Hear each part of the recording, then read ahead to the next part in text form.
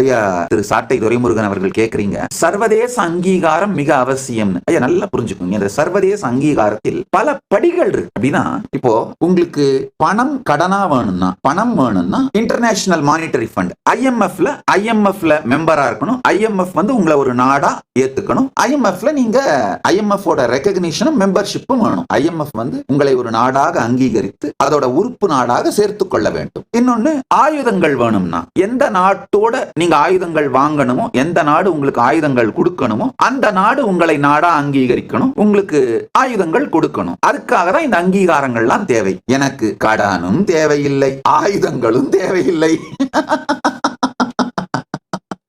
அதனால எனக்கு தேவையான சர்வதேச அங்கீகாரம் என்னன்னா, கலாச்சார ரீதியாக எங்களை ஒரு நாடுன்னு, அப்பொலிட்டிக்கல் நேஷன், நாங்க ஒரு அப்பொலிட்டிக்கல் நேஷன், அரசியலை தாண்டிய, சாதாரண அரசியலை தாண்டிய நாடு. எந்த நாட்டுக்கும் காம்படிஷனாவோ பகையாகவோ போட்டியாகவோ உருவான நாடு அல்ல நாங்கள். We are here to complement all the nations, not compete with any nation.